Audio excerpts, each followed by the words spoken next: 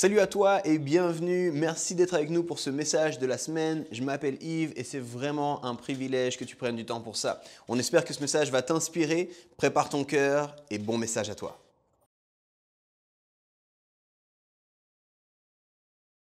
Est-ce qu'il y en a ici qui connaissent le film? Il est assez vieux, donc si vous ne le connaissez pas, c'est pas grave. Le bon, la brute et le truand. Il y en a qui connaissent, juste que je sache. Ok, ça ne va pas nous accompagner. Si vous ne le connaissez pas, c'est pas grave. C'est juste pour commencer. En fait, c'est un vieux western, pour ceux qui ne connaissent pas. Il date de la fin des années 60. Alors là, il y en a plein des plus jeunes qui disent quoi? Ils faisaient déjà des films à l'époque? Ouais, ils faisaient déjà des films à l'époque. Et c'est aucun souci si tu ne connais pas le bon, la brute et le truand. Mais c'était un classique. Et puis, il y a plein de répliques dans ce film qui sont devenues classiques avec le temps, qu'on a réutilisées ici ou là. Et il y a une réplique culte que j'ai envie de te dire ce matin. Elle dit la chose suivante. Dans ce monde, il y a deux sortes d'hommes. Ceux qui ont le revolver chargé et ceux qui creusent. Toi, tu creuses. Ok, il y en a quelques-uns qui connaissent cette citation. Incroyable, un moment de cinéma là important. Et en fait, cette citation, elle s'appuie, ou c'est une figure de style qui est bien connue. On parle de répliques dichotomiques, de formules binaires, de figures de style d'opposition. Vous savez, il y a deux types de. Et puis après, on l'a retrouvé dans plein d'autres contextes. Si vous regardez, il y en a plein, avant ce film et après ce film. Mais vraiment, cette réplique, elle est classique. Et je vous parle de ça parce que tout au long de mon message aujourd'hui, je vais vous proposer des oppositions de ce style. Je vais dire, il y a deux types de. Et puis si je fais ça, c'est bien sûr pour vous challenger un petit peu. J'aime challenger pour ceux qui me connaissent. Mais c'est surtout pour nous inviter tous sur un chemin. Où est-ce que j'en suis moi en fait? Ce n'est pas juste pour faire des figures de style et puis c'est sympa, mais c'est pour nous challenger et puis nous inviter dans un chemin, sur un chemin. Récemment, on a commencé une série qu'on a appelée « Et vous serez mes témoins ».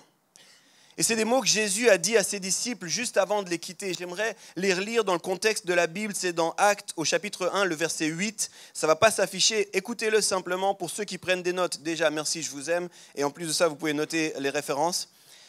Vous recevrez une puissance lorsque le Saint-Esprit viendra sur vous. Et vous serez mes témoins à Jérusalem, dans toute la Judée, dans la Samarie et jusqu'aux extrémités de la terre. C'est Jésus qui dit ça à ses disciples juste avant de vivre l'ascension, juste avant de monter au ciel. Et puis 10 jours après environ, si tu continues, c'est juste après dans la Bible, mais on estime un espace de 10 jours, on lit le récit de la Pentecôte. Et c'est l'Esprit qui est donné, c'est cette puissance que Jésus avait dit, vous recevrez une puissance, cette puissance arrive 10 jours après. Et c'est le point de départ de l'Église missionnelle. C'est le cœur de cette série, les amis. Parce qu'on est convaincu ici que si vous rencontrez Jésus, si vous décidez de le suivre, décidez de faire une vérité des chants qu'on a chantés là, décidez de dire c'est mon Sauveur et mon Seigneur, alors vous aussi, cette promesse est pour vous. Vous aussi, cette promesse est pour vous. Vous recevrez cette puissance et vous serez ses témoins. Alors regarde ton voisin et dis-lui, tu seras un témoin. Regarde ton autre voisin et dis-lui avec encore plus de conviction, toi aussi, t'en fais pas, tu seras un témoin. Tu seras un témoin. Quand on fait cette série, l'idée, ce n'est pas de parler du témoignage. Bien sûr, c'est de parler du témoignage, mais pas juste de vous donner des techniques, ce n'est pas de vous donner des méthodes, c'est surtout pas de faire grandir la culpabilité si vous avez l'impression que vous ne parlez pas assez de Jésus à vos voisins. Ce n'est pas ça. Ce qu'on veut, c'est étudier comment vivre une vie remplie du Saint-Esprit. Comment vivre une vie... Pourquoi vivre une vie remplie du Saint-Esprit? Parce que beaucoup veulent être des témoins, mais ils oublient la première partie. Jésus n'a pas dit... Allez-y avec toutes vos forces et vos stratégies et vous serez mes témoins. Il a dit non, attendez, je vous envoie une puissance et vous serez mes témoins. Et du coup, quand on travaille cette série, le but, c'est qu'on vive une vie remplie du Saint-Esprit afin de devenir un témoignage vivant. C'est de grandir et de devenir des témoins vivants, des témoins habités par l'Esprit, enracinés dans l'amour, courageux dans le sacrifice, fidèles dans le service et la vie communautaire, connectés à Dieu au quotidien. C'est ça le but de cette série. Ce n'est pas juste des stratégies en 3 points, puis tu peux présenter Dieu comme ça, et puis si tu fais cette formule-là, puis si la personne répond ça, tu proposes ces 7 autres points. Non. C'est comment est-ce que tu es rempli du Saint-Esprit, afin de vivre une vie qui dit quelque chose, afin d'être disponible au Saint-Esprit pour partager la bonne nouvelle de Christ. Parce qu'il y a un lien direct entre le fait d'être rempli du Saint-Esprit et de témoigner. Et donc on ne veut pas former à évangéliser, mais on veut inviter à incarner le témoignage. On veut que nos vies entières deviennent un message. Aujourd'hui, je vais nous challenger tous, notamment autour de la réalité de vivre des vies surnaturelles. Et le surnaturel, les amis, c'est une part entière de nos valeurs ici à Home. Et puis je veux vous en parler parce que c'est un mot qui dérange souvent. On a fait toute une série là-dessus et je vous invite à réécouter cette série, mais aussi les messages précédents. On a parlé du témoignage qui commence dans l'amour. Tout témoignage commence dans l'amour. Ce qui compte, ce n'est pas ce que tu dis, mais combien tu aimes. Ça, tu peux le noter quelque part. Ce qui compte, ce n'est pas ce que je dis, c'est combien j'aime. Parce qu'on peut dire plein de choses, mais si on n'aime pas, ça ne sert à rien. Et ça, c'est Paul qui nous le dit. Puis on a continué en voyant que c'était coûteux de suivre l'Esprit, que ça demandait du discernement, de la persévérance, mais être prêt aussi à payer le prix. Le chemin est étroit. Ce n'est pas toujours facile de suivre le Saint-Esprit. Et aujourd'hui, on veut parler du surnaturel dans notre témoignage, et j'ai appelé ce message « De la tête au cœur ». De la tête au cœur. Beaucoup ici, si je vous dis « Allez et faites de toutes les nations », ok, vous connaissez la suite, c'est sûr, vous pouvez me dire la suite. Si je vous dis vous recevrez une puissance et vous serez mes témoins, vous connaissez la suite. Mais ma question, c'est à quel point ces vérités sont descendues dans nos cœurs. Pas juste qu'on sait répéter des versets bibliques, mais que ces vérités sont descendues dans nos cœurs. Parce que ce qu'on vit au quotidien est beaucoup plus influencé par ce qui se passe dans notre cœur que ce qu'il y a dans notre tête. Ce n'est pas ce qui se passe dans notre tête, c'est ce qu'il y a dans notre cœur qui se manifeste au travers de nos vies. Et du coup, c'est important non pas de connaître des versets, mais d'avoir ces versets qui prennent place et qui s'enracinent dans nos cœurs. Au passage, si j'ai dit ça, puis tu dis, mais moi je ne connais pas du tout ces phrases, je ne sais pas de quoi il parle, aucun souci. C'est des phrases qui sont en général connues à l'église, mais il n'y a aucun problème. Merci d'être là, on est trop content que tu sois là si tu ne connais pas ces phrases, et tu verras, ça va faire du sens, tout ce que je vais dire, et à la fin, tu comprendras mieux peut-être pourquoi j'ai dit ça. Alors exceptionnellement aujourd'hui, je n'ai pas un texte principal que je vais lire, on va aller à différents endroits dans la Bible et on ne va pas forcément toujours lire, j'ai aussi réduit. Je pense que c'est un équivalent d'un séminaire entier que j'ai ici. Donc on va voir comment ça va se passer. C'est juste avant l'été, je suis un petit peu dans cette effervescence avant l'été. Je préparais mes notes et je me suis dit ça c'est un bon message, mais il faut ajouter ça, puis il faut ajouter ça, puis il faut ajouter ça, puis il faut ajouter ça.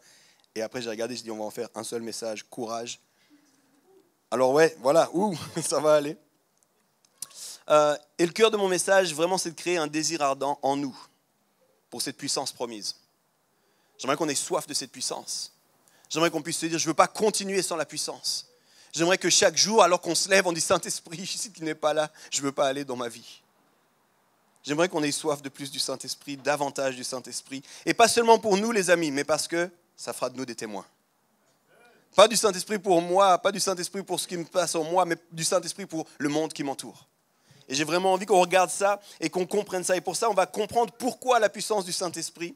Je vais aussi parler de comment manifester la puissance du Saint-Esprit et comment maintenir le feu de cette puissance. Pourquoi la puissance du Saint-Esprit, comment la puissance du Saint-Esprit et comment maintenir le feu de cette puissance. Vous êtes prêts? Ça va pour tous? Je vous encourage à prendre des notes. Non, vous verrez, il y a beaucoup. Et je vois déjà quelques-uns qui vont revenir. C'était intéressant quand tu as dit ça, tu peux... Non, je ne vais pas partager mes notes aujourd'hui. Là, je rigole, venez vers moi si vous avez des questions à la fin. J'ai commencé en disant, il y a deux manières de connaître Dieu. Vous vous souvenez, il y a deux manières de connaître Dieu. Cette idée, elle a été développée par différents théologiens. Ici, je m'appuie sur A.W. Tozer dans son ouvrage The Knowledge of the Holy. Et il affirme qu'on connaît tous de deux manières Dieu. Il y a deux manières qu'on a de connaître Dieu. La première, c'est ce qu'il a appelé la façon explicite, et la deuxième, c'est la façon implicite. Alors quand il dit on connaît Dieu de façon explicite, ce qu'il veut dire en fait, c'est qu'on a des convictions qu'on a construites à propos de Dieu. Il y a des choses que logiquement, ça fait du sens pour nous, puis on a acquis ces connaissances-là. Mais c'est souvent des connaissances qu'on est capable d'expliquer à d'autres. C'est un peu notre raison, c'est notre analyse, c'est notre théologie, si vous voulez, en quelque sens, notre doctrine fondamentale. Et ça fait du sens, c'est bien, c'est très important. Mais il y a un risque, c'est que ça reste parfois superficiel, surtout si ce n'est pas intégré et vécu au quotidien. Je vais vous donner un exemple, et s'il vous plaît, ne vous sentez pas concerné, en tout cas pas visé de ma part. Quand on dit Dieu est bon, la plupart des croyants vont vous dire tout à fait. Et la plupart des croyants, ils pourront même commencer par cette réalité concernant Dieu. Dieu est bon. Mais c'est une chose de le savoir là, et c'est une autre chose de le croire là. Parce que la réalité, c'est que parfois, explicitement, on dit Dieu est bon, mais dans notre vécu, on se demande pourquoi m'as-tu abandonné, Seigneur. Parfois, on dit Dieu est bon, explicitement, mais implicitement, on n'est pas du tout convaincu de ça. Parfois, on en arrive même à dire, est-ce que même Dieu existe? alors qu'on continue à croire de façon explicite, Dieu est bon. Il y a donc une connaissance explicite. Mais il y a aussi en nous des croyances implicites sur Dieu. Ces croyances, elles sont plus profondes, elles sont comme enracinées au-delà de notre logique, quelque part dans nos tripes. C'est quelque chose qu'on a de la peine à expliquer. C'est quelque chose qu'on a de la peine à articuler, c'est quelque chose qu'on ressent, qu'on vit au fond de nous. Et c'est elle qui façonne en fait bien plus notre façon d'être en lien avec Dieu. C'est beaucoup plus ce qui se passe au fond, que tu n'arrives pas à expliquer, qui façonne ta vie de prière, qui façonne ta marche au quotidien avec Dieu. On pourrait dire que ce qu'on croit réellement de Dieu, même si on n'arrive pas à l'expliquer théologiquement, même si on n'arrive pas à le dire à voix haute. Et là aussi, il peut y avoir des idées très surprenantes qui ne sont pas accordées à ce que la Bible dit.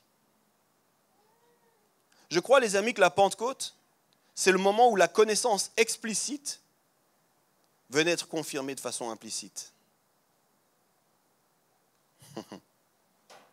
Je vous explique.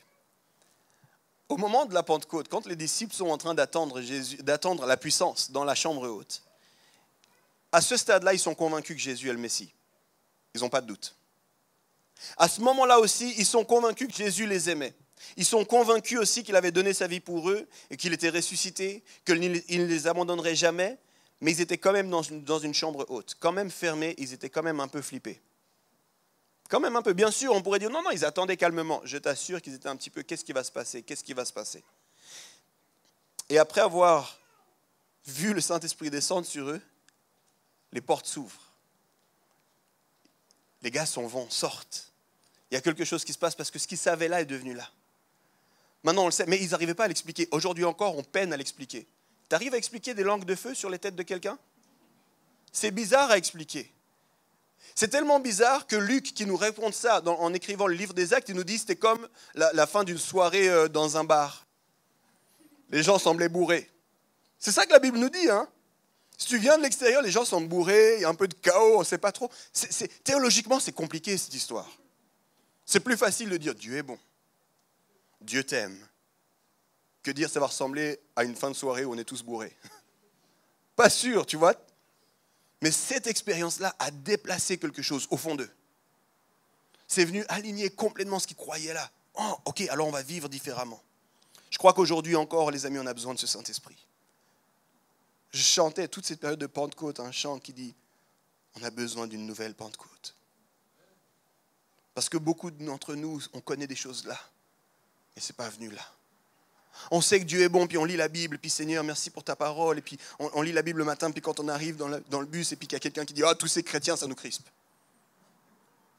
Je ne sais pas quoi lui dire, et puis il faut que... Non, mais ça, parce qu'en fait, et puis comment je vais lui expliquer que moi je suis un chrétien, mais pas tout à fait comme les autres. On a besoin du Saint-Esprit qui nous habite. On a besoin du Saint-Esprit qui nous conduit.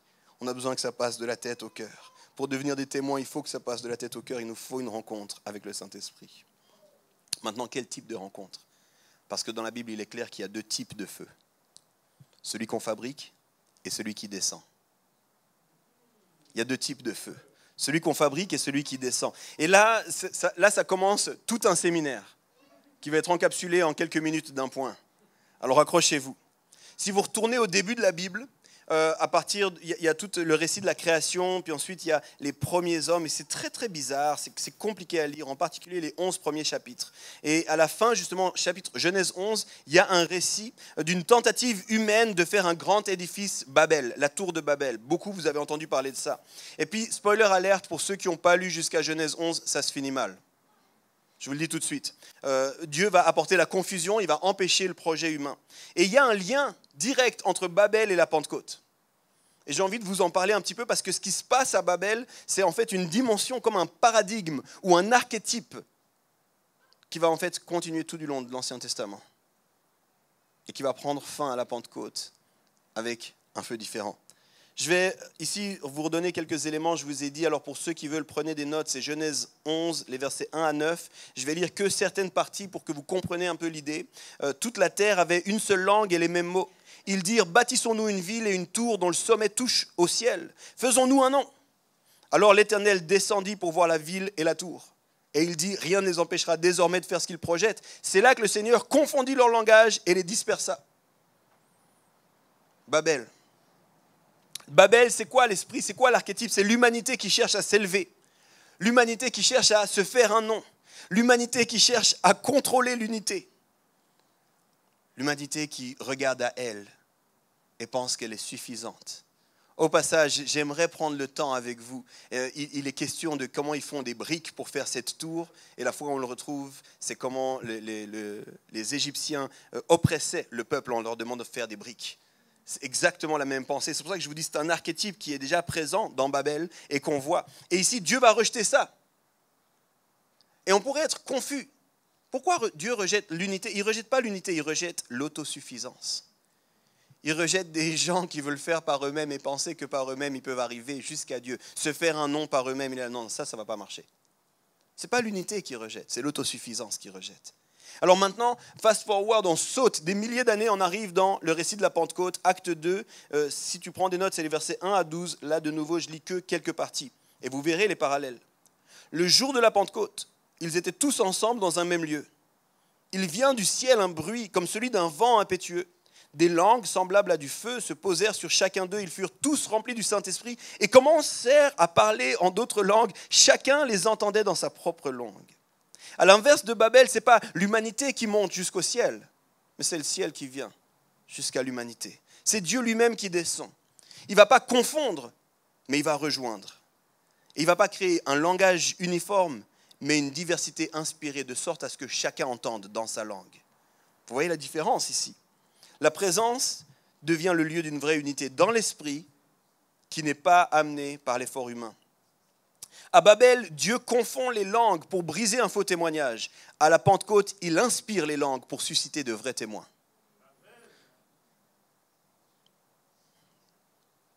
À Babel, Dieu confond les langues pour briser le faux témoignage. À la Pentecôte, il inspire les langues pour susciter des vrais témoins. Je vous le disais, il y a deux types de feu. Le feu de Babel, il est autoproduit, visible, uniforme, il est arrogant, artificiel. C'est les hommes qui veulent s'élever eux-mêmes et qui veulent se prouver. Le feu de la Pentecôte est très différent. Il est reçu, vécu, incarné, divers. C'est un feu qui ne vient pas de nos raisonnements et ni de nos capacités, il est donné gratuitement, il dépend d'une rencontre, de notre disposition, disponibilité à une rencontre. On est dans un monde où tout pousse à une expression sans enracinement, je fais ce que je veux, je me définis moi-même, c'est moi qui sais, je vais me faire un nom. Le feu de la Pentecôte nous rappelle que le véritable témoignage commence ailleurs.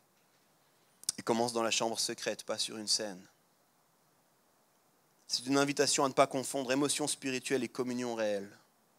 Il y a un feu qui est disponible, qui descend.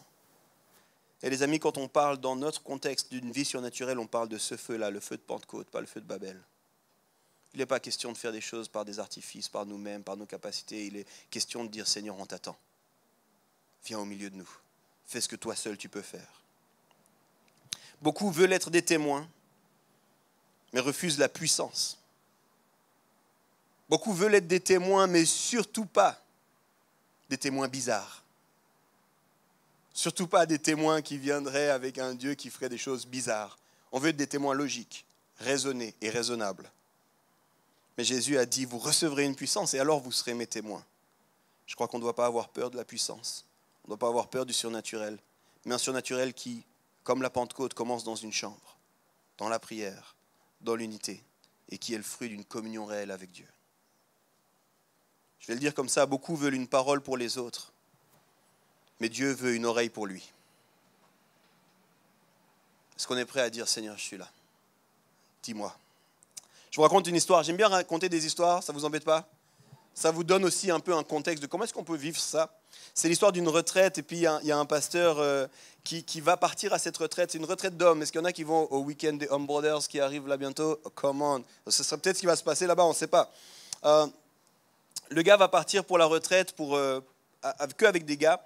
Et puis il demande à son équipe, avant de partir, il dit, est-ce que vous êtes d'accord qu'on prie pour cette retraite? Je vais m'en aller.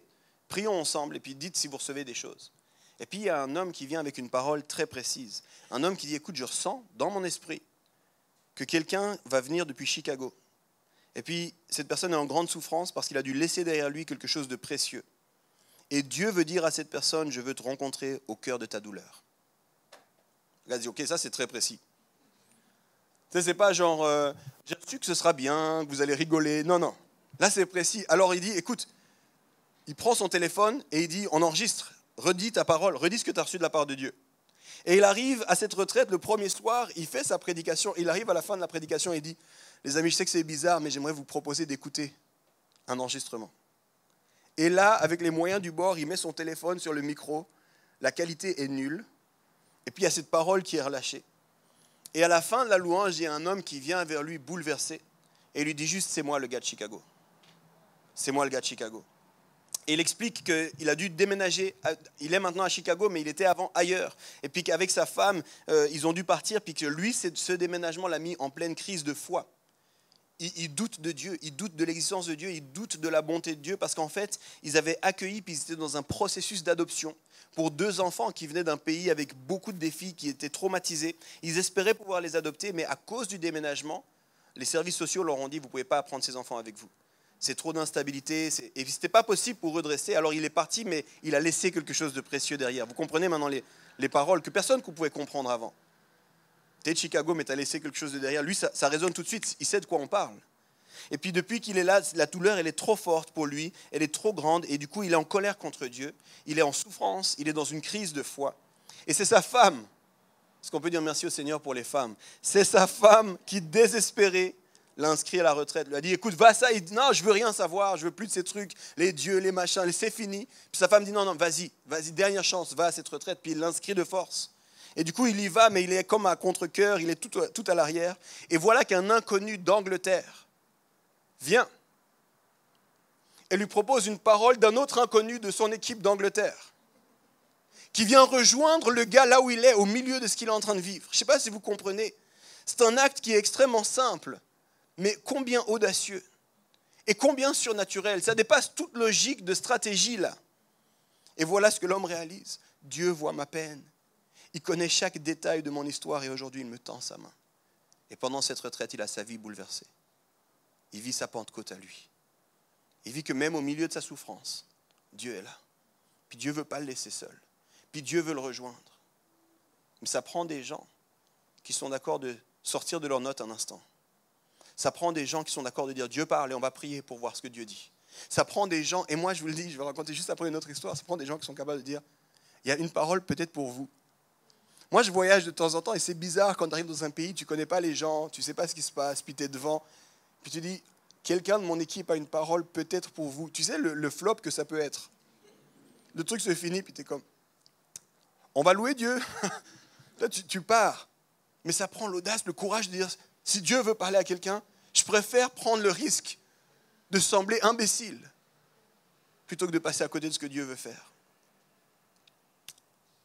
J'ai une autre histoire qui montre l'opposé, mais qui doit nous encourager. C'est un homme qui marche, et puis je vais donner des noms de restaurants ici parce qu'il est ailleurs, et puis c'est comme s'il entend Subway.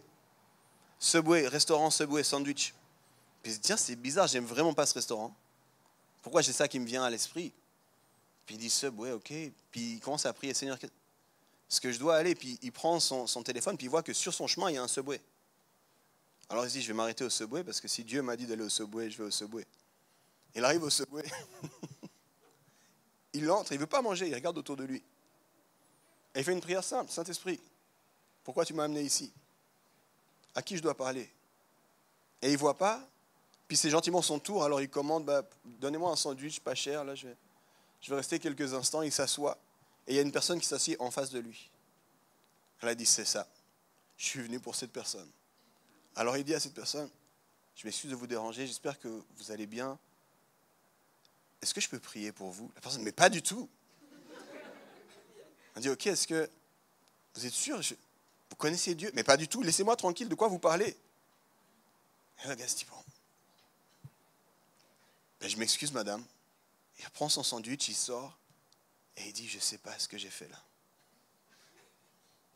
Ce gars-là a écrit des livres et des livres, il s'appelle Pete Craig. Il a des livres et des livres sur écouter Dieu. Il a des podcasts, il est utilisé par tout ce qui est Alpha et compagnie, il a des dévotionnels, il a des maisons de prière au travers du monde, 24/7, c'est lui qui a commencé ça. Mais vous savez ce qu'il dit? Si vous voulez apprendre à écouter Dieu, il faut oser prendre des risques. Au pire, j'ai ressemblé à une personne folle pour cette personne.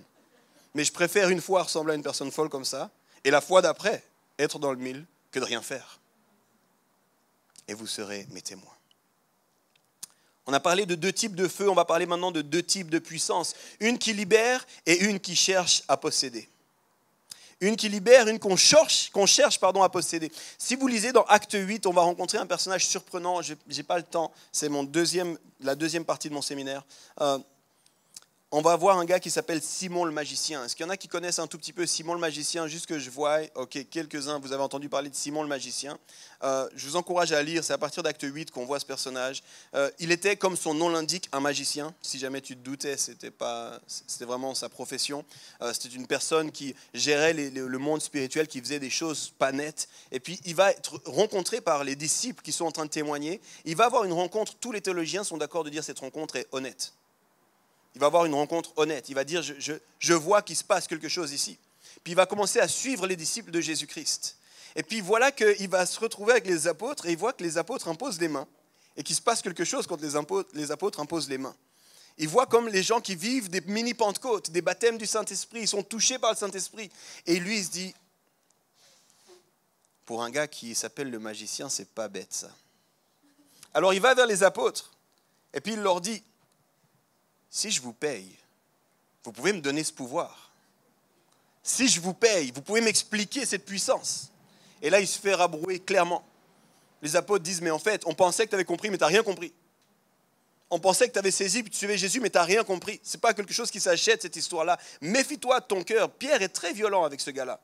Méfie-toi de ce qu'il y a dans ton cœur. Ça t'envoie directement dans la mauvaise direction, et puis il est chassé. Il voulait ajouter quelque chose à son image spirituelle.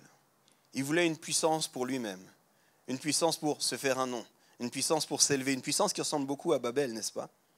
Il voulait une puissance sans intimité. Vous vous rappelez ce que je vous disais, hein? La chambre haute, on monte, c'est dans l'intimité que la puissance descend. Lui, il voulait juste je paye et puis tu me donnes la puissance, pas d'intimité. Et c'est simplement pas possible. La puissance de l'esprit ne se monnaie pas, elle ne se contrôle pas, elle ne se copie pas. Elle est donnée par amour, par Dieu. Elle se reçoit en se rendant disponible dans une posture d'humilité, non pour nous-mêmes, mais pour servir avec amour. Viens, Saint-Esprit. Et vous savez, les amis, j'aimerais le dire ici, le feu que Dieu nous donne, au travers de son Saint-Esprit, ne flatte jamais notre ego. Je tiens juste à le dire.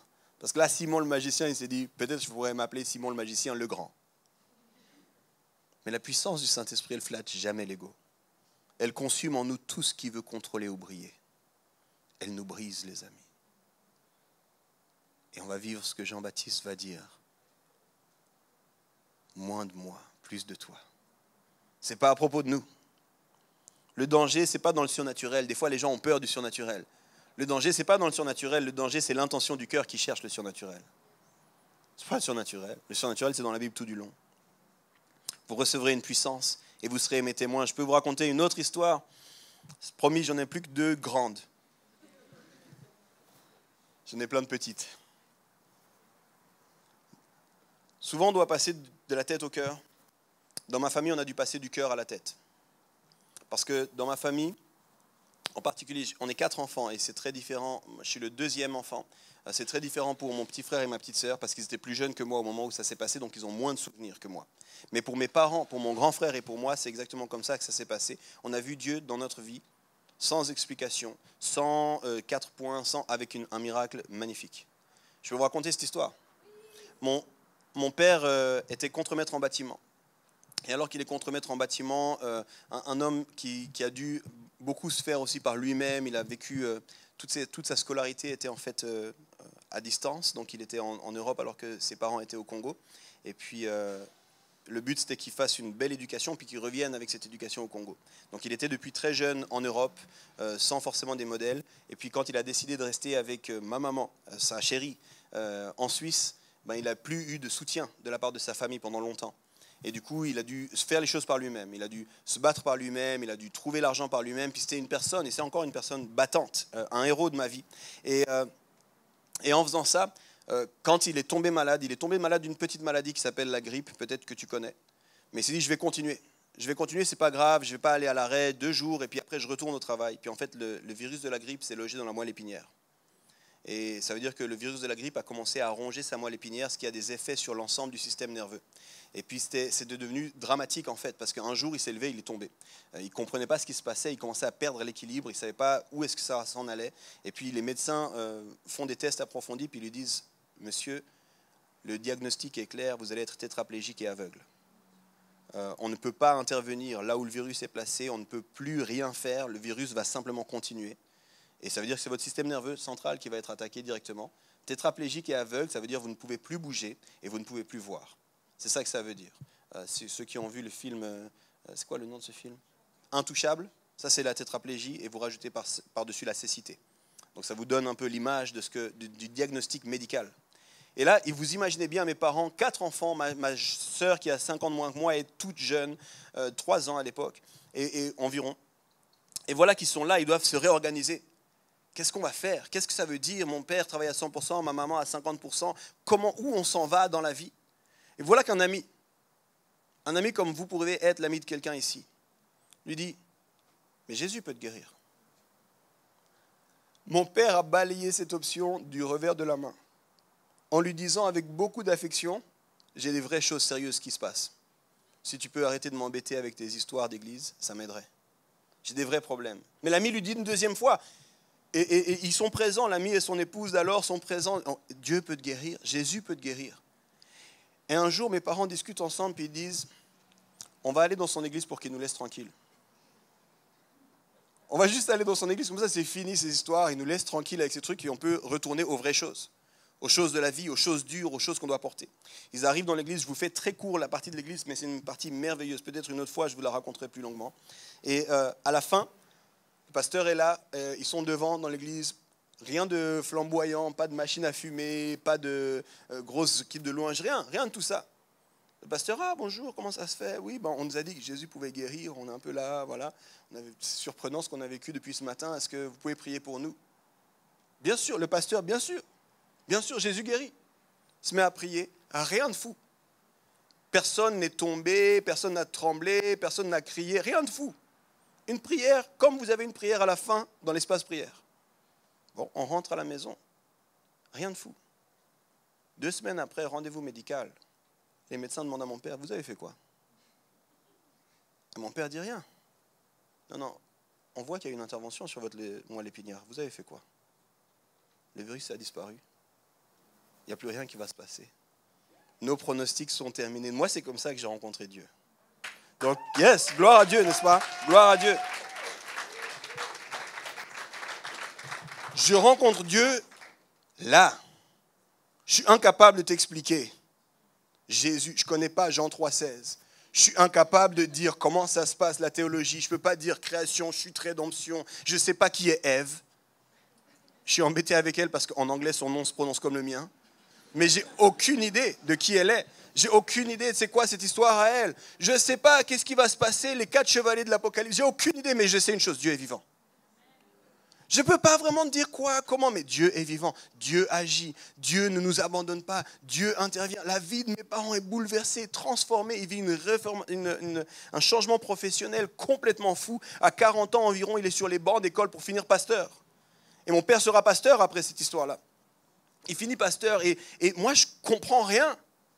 Mais je sais une chose. Dieu est vivant. Et depuis ce moment-là, je n'ai jamais douté de l'existence de Dieu. Dieu est vivant. Ce n'est pas une compréhension explicite, c'est une connaissance implicite. C'est là. Et ensuite, je dois grandir, puis je dois apprendre certaines choses, puis je vais avancer, puis je vais apprendre des choses. Mais c'est là. Ça prend un ami qui dit simplement, Jésus guérit encore aujourd'hui. Ça prend un pasteur qui dit, on va prier. Et ça amène un miracle. Et je sais, beaucoup ici, vous dites, et tous les miracles qui ne sont pas passés. Vous avez raison, moi aussi, j'ai cette question.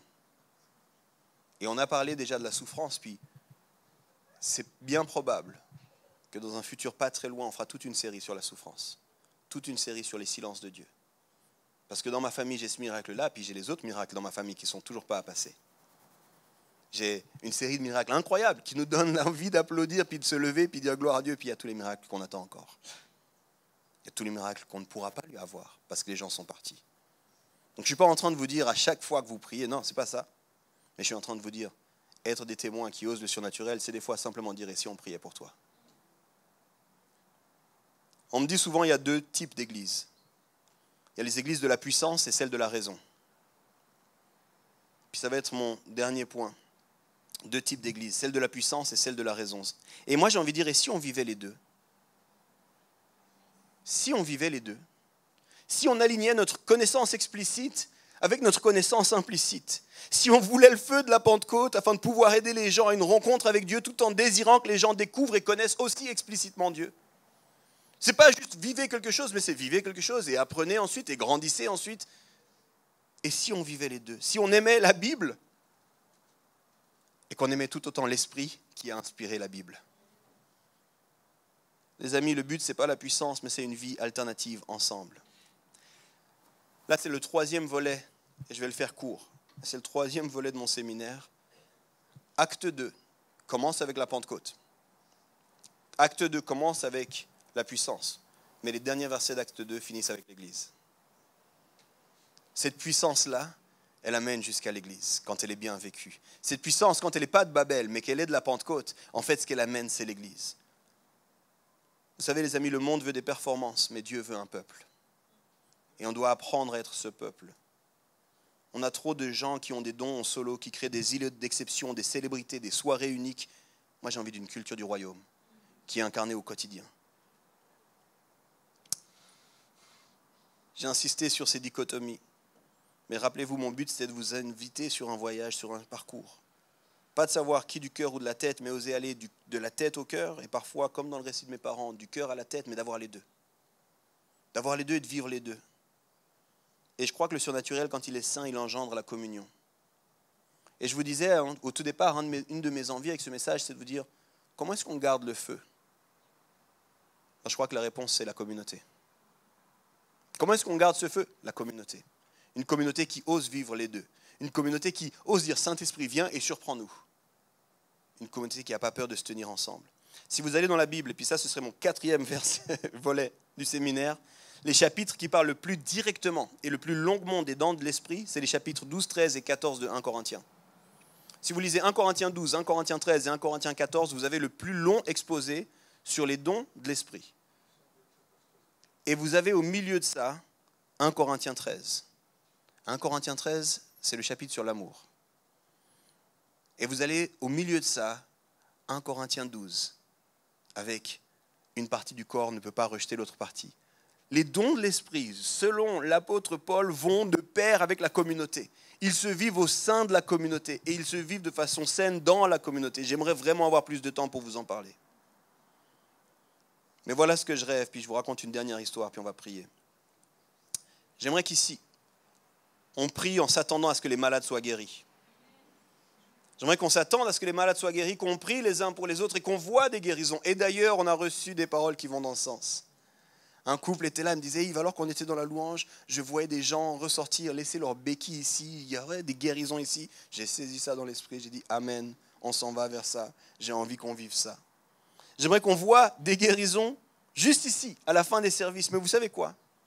J'ai tout autant envie qu'on voit des guérisons dans les city groups.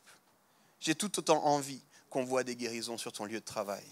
Parce que ce n'est pas à propos d'ici, c'est à propos de son royaume. J'ai envie qu'ici, on ait l'audace de dire, Saint-Esprit, viens, remplis-moi. Et je vais te suivre. Et ça va se manifester là où ça voudra se manifester. J'aimerais qu'on ait des paroles de prophétie ici. Que les gens puissent dire, comme vous avez entendu cette histoire, j'ai l'impression que quelqu'un devrait avoir ça, puis j'aimerais qu'on ait ça ici. Mais vous savez quoi? J'aimerais qu'on ait ça ici, pas seulement dans le micro. J'aimerais qu'on ait ça ici dans le temps de louange. Et alors qu'on est dans la louange, quelqu'un juste, j'ai une pensée pour toi. Je te voyais louer, j'avais juste cette image, ça fait du sens. Est-ce que je peux prier pour toi? Puis j'ai envie que tu aies ça pour tes collègues, pour tes voisins, pour ton lieu de travail. J'ai envie du prophétique parce qu'on a des vies de témoins, pas du prophétique pour des guilis spirituels. J'aimerais qu'on vive la puissance de l'Esprit, non pas pour notre gloire, ça c'est Babel, mais afin d'entrer et faire des témoins. Ça c'est Pentecôte. Je vous raconte cette dernière histoire qui m'a bouleversé. Je ne vous demande pas si vous êtes d'accord ou pas, vous avez été trop d'accord jusqu'ici. C'est l'histoire d'un pasteur qui m'a beaucoup inspiré sur différents sujets, notamment le sujet du surnaturel. J'ai lu ses livres, j'ai écouté ses messages. Et voilà ce qui lui est arrivé. Il a été diagnostiqué avec un cancer. Pasteur de foi, hein. Pasteur de la guérison, un pasteur qui prie, diagnostiqué avec le cancer. Et il va devoir faire toute une série de chimiothérapies. Et durant ce temps, il y a des veillées de prière, il y a des gens qui prient pour lui personnellement, il y a l'église qui se met en prière pour lui. Il y a des gens qui vont aussi soutenir concrètement sa famille, qui vont préparer des repas, ils vont gérer certains aspects logistiques. Il a 2 enfants en bas âge qui disent, écoute, on va t'emmener pour la chimio, on va te rechercher aussi, on s'occupe de tes enfants, on s'occupe de tout ça. C'est un homme de foi et de prière, un homme qui a vu le miraculeux tant de fois. Mais il se retrouve dans cette situation. Et il s'attend à Dieu, mais les jours passent et les sessions de chimio s'enchaînent. Il avait un programme de 90 jours de chimiothérapie. Et le jour de sa dernière session, il se rend à l'hôpital. À ce moment-là, il est fragile dans son corps, il n'a plus de cheveux sur la tête, et il est épuisé physiquement, épuisé moralement, il ne sait pas où ça s'en va, il est fragilisé. Et alors qu'il s'approche de l'hôpital, il parque sa voiture, il sort, et il voit une image toute simple. Il voit le pasteur exécutif qui court. Le pasteur exécutif de son église, qui court à côté de l'hôpital. Il n'a pas la force de l'appeler. Alors il va simplement vivre sa chimio, sa session. Puis le soir, il écrit à son pasteur exécutif et il lui dit « Je t'ai vu courir ce matin. C'était la course de Jéricho. » Et l'autre lui dit « Tu sais que je ferai ça pour toi. » Pas eu de discussion entre eux. Pour ceux qui ne sont pas familiers, Jéricho, c'est toute une histoire où le peuple va tourner 7 fois autour d'une ville et pour avoir une victoire. Et en fait, ce jour-là, ce pasteur va voir que ces pasteurs courent dans la prière pour une victoire pour lui. Même s'il n'a pas la force de les appeler, même s'il a la force de rien, il va. Le pasteur, maintenant, il est remis. Il a terminé tout ça. On a célébré ça. Et puis voilà ce qu'il déclare. Beaucoup de gens ont prié pour ma guérison et je n'ai pas vécu de miracle. Pas d'intervention surnaturelle, pas de rendez-vous médical où les médecins disent il doit y avoir une erreur. Mais par contre, il y a eu toutes ces personnes qui ont incarné l'amour de Jésus au milieu de ma souffrance. Ceux qui se sont assis à mes côtés pendant les traitements, ceux qui ont déposé des repas pour ma famille, ceux qui ont glissé des mots d'encouragement sur mon bureau, ou même ce frère qui a fait des cercles de prière autour de l'hôpital. Un acte d'amour qui était caché et que je n'étais pas censé voir, mais que Dieu, dans sa grâce, m'a permis de remarquer. Alors voici la question que je vous pose aujourd'hui. La puissance du Saint-Esprit à la Pentecôte, est-ce que c'est uniquement la guérison surnaturelle d'un homme frappé par une maladie terminale alors qu'il est encore jeune? Ou est-ce que c'est la marche ou course silencieuse d'un ami autour de l'hôpital? Laquelle de ces deux choses est la vraie puissance de l'Esprit? Le spectacle ou la communauté qui en découle? À vous de choisir, mais moi, j'espère qu'au fond de vous, une voix crie les deux. Les deux. C'est quoi vivre surnaturellement, le fait d'être témoin? C'est prier pour la maladie, mais c'est aussi se tenir et amener un repas. C'est être d'accord et s'attendre à une parole de prophétie. Mais c'est aussi se tenir quand c'est le silence. Et s'occuper des enfants. Et nettoyer chez quelqu'un. C'est les deux, les amis. Quand je vous parle d'avoir envie du surnaturel, je ne vous parle pas d'un spectacle. Je vous parle d'une communauté qui vit et qui ne refuse pas l'entièreté de ce que Jésus a promis lui-même. Et vous recevrez une puissance et vous serez mes témoins. Et il termine en disant, l'Esprit ne fait pas que des étincelles. Il allume un feu qui transforme tout sur son passage. Alors ma question à nous, est-ce qu'on est cette communauté en train d'être transformée? Moi, quand j'ai entendu ce récit, j'avais les larmes qui me sont montées. Et j'ai commencé à prier pour nous en tant qu'Église. Seigneur, fais de nous une communauté des deux. Une communauté des deux. Loïc, est-ce que tu peux venir et puis on va prendre un dernier chant. Vous recevrez une puissance et vous serez mes témoins. J'aimerais nous encourager tous. Et si on avait un peu plus soif de cette puissance? Et si on avait un peu plus de courage de risquer cette puissance? Et si on était d'accord de vivre un petit peu ça? Merci d'avoir été avec nous. On te rappelle simplement que tous les messages sont disponibles sur YouTube ou alors en podcast. N'hésite pas à continuer à connecter. Et d'ailleurs, si tu veux connecter davantage avec nous, tu peux aller sur notre site internet eglisehome.com ou alors sur les réseaux sociaux. On espère te voir bientôt.